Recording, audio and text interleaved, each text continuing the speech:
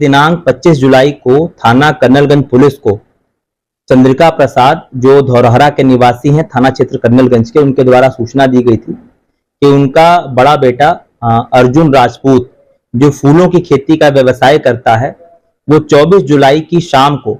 बाजार में जाने की बात कह के निकला था और घर वापस नहीं आया। जब उसको तलाश किया गया और वो नहीं मिला तो थाने पर उन लोगों द्वारा सूचना दी गई, जिस पर थाना कर्नलगंज पे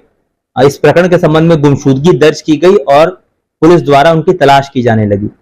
इसी बीच कुछ समय उपरांत जो गायब व्यक्ति थे अर्जुन राजपूत, उनके फोन से परिजनों के फोन पर एक कॉल आई, जिस पर अज्ञात व्यक्ति द्वारा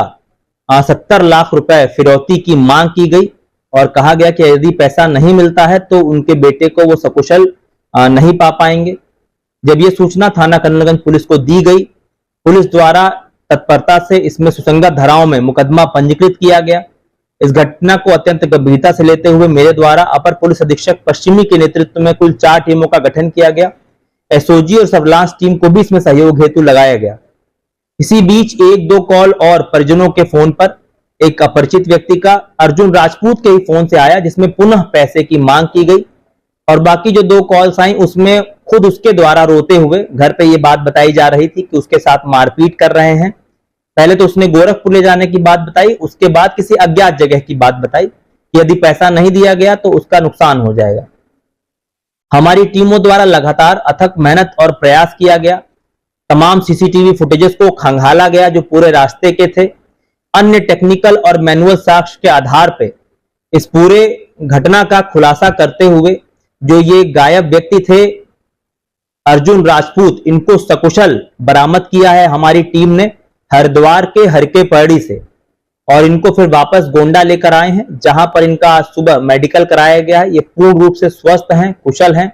और इनके साथ किसी भी प्रकार की कोई घटना या मारपीट नहीं हुई है।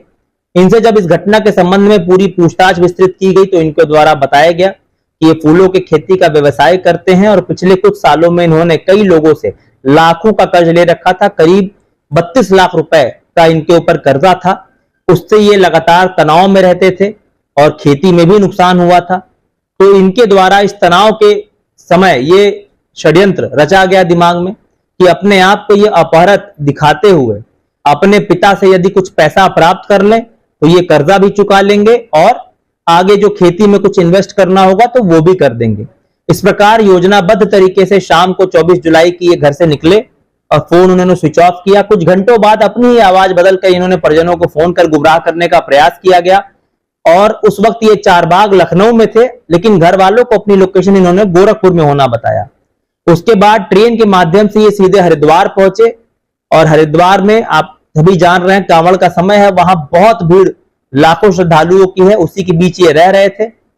और वहां पर किसी अज्ञात अपरिचित व्यक्ति को, जो ये बता रहे हैं कि कान साफ करने वाला व्यक्ति था, उसको 100 रुपए देकर इन्होंने पुनः अपने घर पे कॉल कराई ताकि एक अपरिचित की आवाज लगे और पुनः पैसों की मांग की।